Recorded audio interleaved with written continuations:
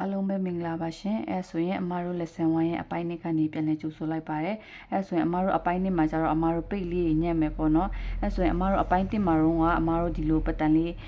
ဆွဲခဲ့ရပေါ့နော်အဲဆိုရင်ဒီပတန်ကကျတော့အမားတို့မိုးကသားလေးကိုညက်ရပါမယ်အဲဆိုရင်အမားတို့မိုးကသားပေါ့နော်ဒီလိုမိုးကသားအမားတို့သူ့ကိုအမားတို့နေရွက်ညက်ရပါမယ်သူ့ကိုကျတော့အမားတို့နေရွက်ညက်ရမယ်နေရွက်ညက်ရပါမယ်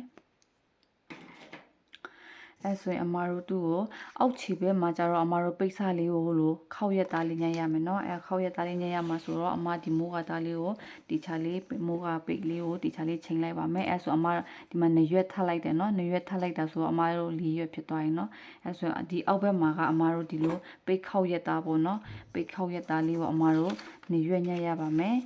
အဲဆိုရင်အမဒါလေးကိုဒီပတန်လေးမှာအမတို့ချုပ်စာတွေဒီပတန်ဒီ frame ရဲ့အထဲမှာဝင်မဲ့ဟာတွေအကုန်ပါပြီးတော့တခြားကျန်တဲ့ဒီချုပ်စာတွေဘာမှပြန်ထပ်ပေါင်းပြီးဆရာမလို့တော့เนาะအဲဆိုအမတို့ဒီပတန်လေးကိုညှက်ပါမယ်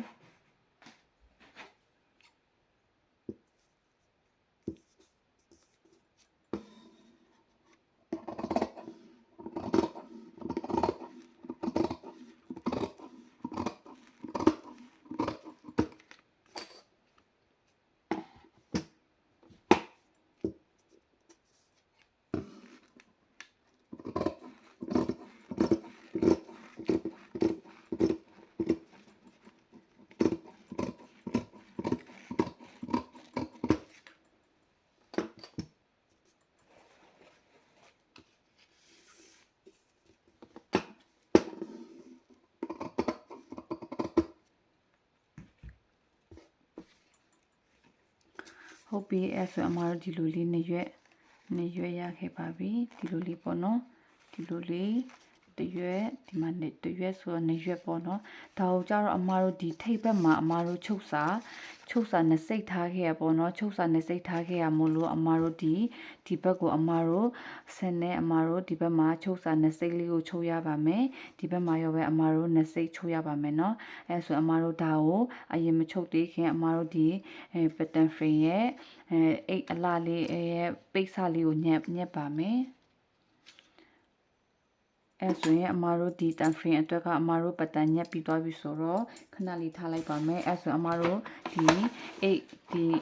အဖုံးပေါ့နော်ဒီအဖုံးအတွက်အမတို့ပတန်လေးညက်ပါမယ်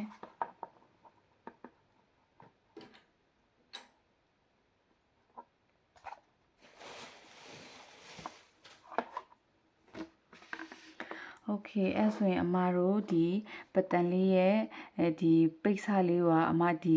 ကချင်မိတ်လေးပေါ့နော်အမတို့ကချင်မိတ်ဒီချိတ်လေးကိုအသုံးပြုထားပါတယ်အသုံးပြုမှာဆိုတော့အမတို့ဒီ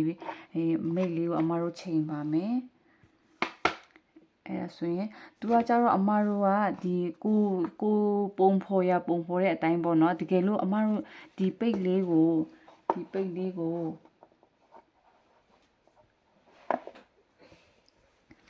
အမတို့ဒီပိတ်လေးကိုအမတို့ဒီပြောချင်တာအမတို့အဲ့အဖုံးမှာအမတို့ဒီလိုပုံစံလေးထည့်မလားဒီလိုပုံစံလေးထည့်မလားမဟုတ်ဘဲနဲ့အမတို့ဒီလိုလေးထည့်မလားပေါ့နော်ဒါကကြတော့ကိုယ့်ရဲ့ creation ဘိုင်းပေါ်မှာမူတည်ရပေါ့နော်အမတို့ဒီလို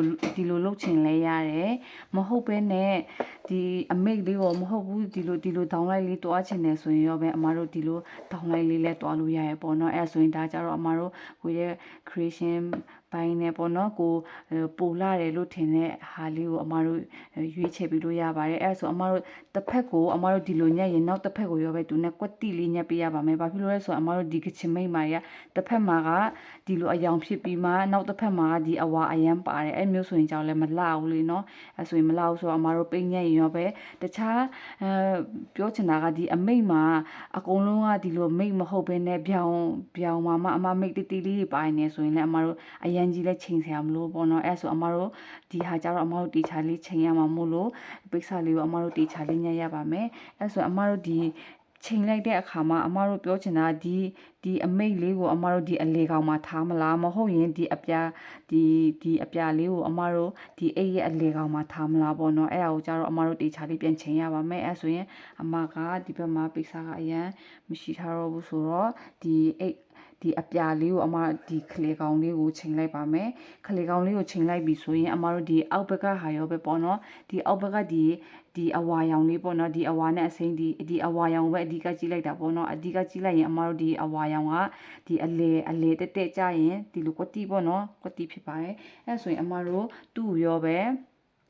အမတို့ဘေးဘက်ကိုအမတို့တလက်မနဲ့စိတ်ပေါ့နော်တလက်မနဲ့စိတ်တော့မဟုတ်တလက်မခွဲလောက်ကိုအမတို့ခြံထိုင်းအဆင်ပြေပါတယ်တလက်မနဲ့စိတ်ကတော့အဆင်ပြေဆုံးပါအဲဆိုရင်အမတို့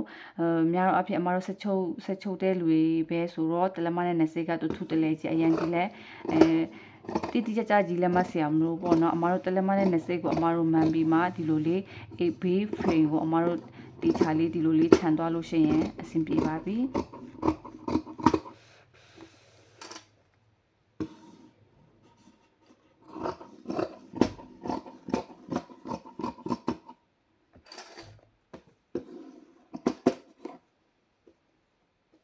အမတို့အနေနဲ့ဒီဗမာဂျိတ်လေးတွေပေါ့နော်မြန်မာဂျိတ်လေးတွေဆိုရင်ရောပဲအခုဒီလိုအမတို့ကချင်မိတ်လေးတွေလိုပဲမိတ်ပါတယ်ဒီလိုဂျိတ်ပါတယ်ဆိုရင်အမတို့ဒီခြာလေးချိန်ပေးရပါမယ်နော်အဲဆိုအမတို့ကဒီဟာကိုဒီလိုချိန်ခဲ့ပြီမို့လို့နောက်တစ်ခုကိုရောပဲအမတို့ကအိတ်ကအဖုံးနှစ်ခုရှိရလीနော်နှစ်ခုရှိရဆိုတော့အမတို့တူနဲ့ကွက်တိလေးအမတို့ပြန်ချိန်ပါမယ်ပြောချင်တာโอเคအဲဆိုရင်ဒါဆိုရင်ဒီအဝါကဒီနားလေးမှာဆိုရင်အမတို့တေချာလေးချိန်ရမယ်เนาะအဲဆိုရင်ရโอเคပြီအဲဆိုရင်ဒီလိုလေးပေါ့နော်လုံးဝအမိတ်တွေကမလွဲရအောင်เนาะအမိတ်တွေအခုဒါဆိုရင်အမတို့ဒီမှာတေချာလေးချိန်ထားရင်เนาะတေချာလေးချိန်ထားပါပြီအဲဆိုရင်အမတို့ဒါလေးကိုလည်းပဲတူနဲ့အတူတူပဲအမတို့ညှက်လိုက်ပါမယ်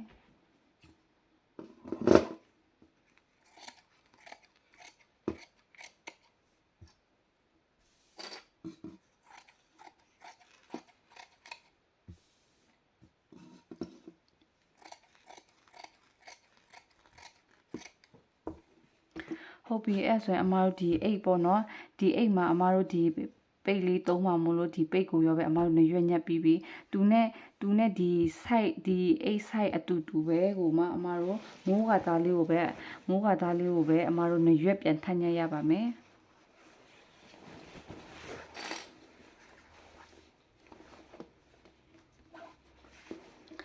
အိတ်ရဲ့အတွင်းမှာကပ်ဖို့ပေါ့နော်အိတ်ရဲ့အတွင်းမှာကပ်ဖို့အမတို့ဒီပိတ်လေးနဲ့အတူတူပဲအမတို့နေရွက်ပြန်ထပ်ညက်ရပါမယ်နေရွက်ညက်ပါမယ်နေရွက်ညက်မှာမို့လို့အမပိတ်စာလေးကိုနေရွက်ထားရယ်เนาะအဲဆိုရင်အမတို့တခါတည်းအမတို့နေရွက်ပြန်ထပ်ညက်ပါမယ်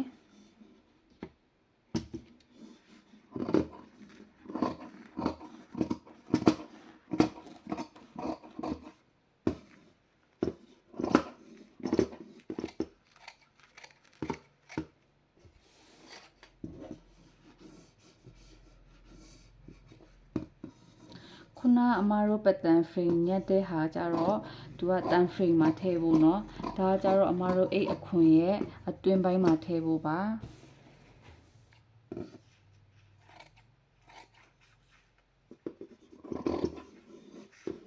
ဒီပိတ်ညက်တာကြောင့်လေအရန်ကြီးလဲလာအောင်ညက်ဆရာလည်းမလို့ပေါ့နော်ဘာဖြစ်လို့လဲဆိုရင်အမတို့ကြတော့ပြန်ကော်ကပ်ပြီးအမတို့ပြန်အကုန်လုံးပြန်ညှိပြီးပြန်ညက်ထုတ်ရမှာမို့လို့လေနော်အဲဆိုရင်အမတို့ပိတ်စားလဲအမတို့နေရွေးရပြီးအမတို့အထဲမှာထဲမဲ့ဒီမိုးကသားလေးနေရွေးရောရပြီးအဲဆိုရင်အမတို့ဒါကိုခဏထားမယ်ပြီးရင်အမတို့ဒီဖော့ညက်ရမှာပေါ့နော်ဖော့ညက်ရပါမယ်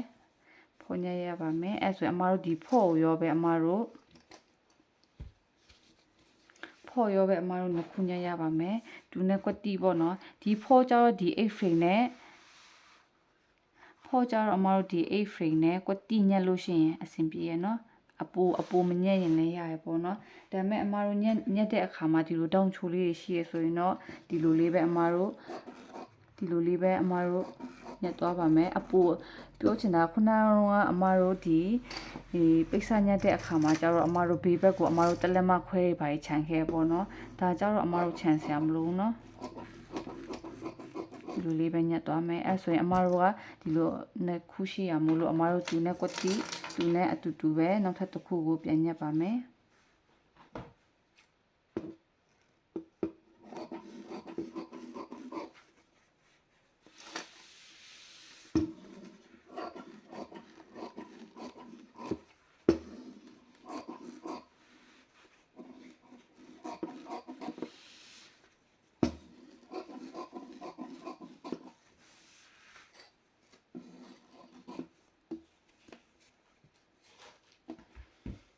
ဟုတ်ပြီအဲ့ဆိုရင်အမတို့ဒီဖော်လေးရောပဲအမတို့နှစ်ရွက်ရပြီပေါ့နော်နှစ်ခုရပြီအဲ့ဆိုရင်အမတို့ကောစကပ်ပါမယ်အဲ့ဆိုရင်အမတို့ပထမအဆုံးကအမတို့ဒီ8 frame မှာအမတို့ဒီဖော်လေးကိုအရင်ကပ်ရပါမယ်အဲ့ဆိုရင်အမတို့ကောစကပ်ပါမယ်အဲ့ဆိုရင်အမတို့ဒီကောလေးအသုံးပြုပါမယ်ဒီကောလေးအဲ့ဆိုရင်အမတို့တရားဖွင့်လိုက်မယ်ပြီးတော့အမတို့ဒီဖော့ကတ်မှာမို့လို့အမတို့ဒီဘေးဘောင်ပေါ့နော်ဒီဘောင်ပေါ့နော်ပြောချင်တာဒီဘောင်ရဲ့ဒီနေရာမှာပဲအမတို့ကောကတ်ပါမယ်ဒီအလဲမှာကတ်ဆရာမလို့เนาะသူကဒီဘောင်လေးမှာကတ်ရုံပဲเนาะအဲဆိုအမတို့ဘေးဘောင်လေးမှာအမတို့ကောကတ်ပါမယ်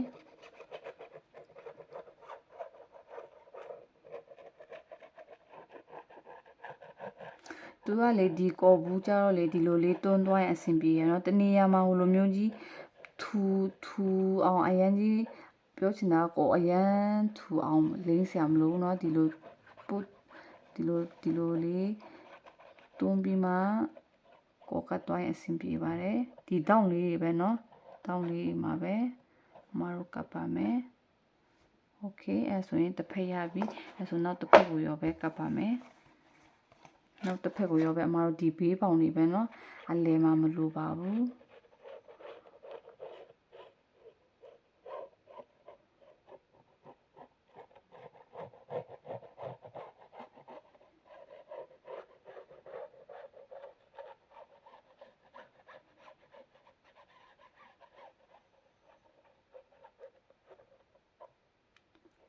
ဟုတ်ပြီအဲဆိုရင်အမတို့တီချာလေးပြန်ညီသွားပြီဆိုရင်အမတို့ဒီကောကလေတုံးပြီးပြီဆိုတာနဲ့တခါလေးပိတ်လိုက်เนาะလေဝင်သွားရင်ကောက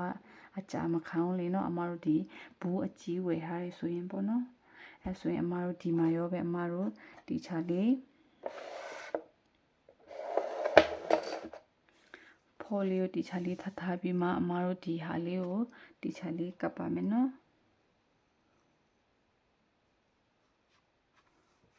နည်းနည်းလေးဖိပေးလိုက်နော်သူကကျတော့ဒီတောင်းလေးတွေမှာပဲအမတို့ဒီတောင်းလေးတွေမှာပဲကောကတ်ထားဆိုတောင်းလေးတွေမှာတိချာလေးနည်းနည်းဖိပေးလိုက်ပါနည်းနည်းလေးဖိလိုက်မယ်နော်အဲဆိုရင်အမတို့ဒီဟာကိုရောပဲနောက်တစ်ဖက်ကိုရောပဲဒီတိုင်းပဲပြန်ကပ်လိုက်ပါမယ်အမတို့ဖို့အောက်မှာထားမယ်ဒီမှာအမတို့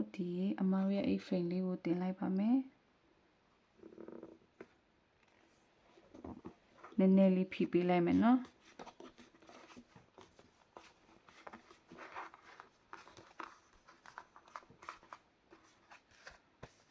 โอเคအမတို့ဖိလိုက်ပြီ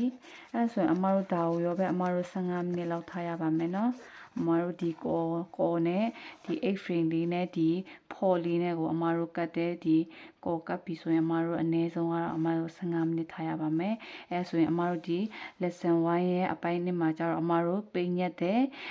ဒီအတွင်းမှာကတ်မဲ့မိုးကဒါလေးညက်တယ်ပြီးတော့ဒီအမတို့ဒီဖော်ညက်တယ်ပေါ့နော်ဖော်ညက်ပြီးသွားလို့ရှိရင်အမတို့ဒီဖော်ကပ်ဖို့အတွက်အမတို့အိတ်ရဲ့ဘောင်ဒီအပြင်ဘက်မှာအမတို့ကောကပ်ပြီးမှအမတို့ဒီအိတ်ကောဖော်လေးကိုအမတို့ကတ်လိုက်တယ်ပေါ့နော်ကပ်ပြီးတော့လို့ရှိရင်အမတို့ဒါလေးကိုအမတို့15မိနစ်ထားရပါမယ်အဲဆိုအမတို့15မိနစ်ထားလိုက်မယ်ပေါ့နော်အဲဆိုရင်အမရဲ့ဒီ lesson 1ရဲ့အပိုင်းလေးကိုဒီမှာခဏလေးရက်လိုက်ပါမယ် lesson 1ရဲ့အပိုင်း3မှာပြန်တွေ့ကြပါမယ်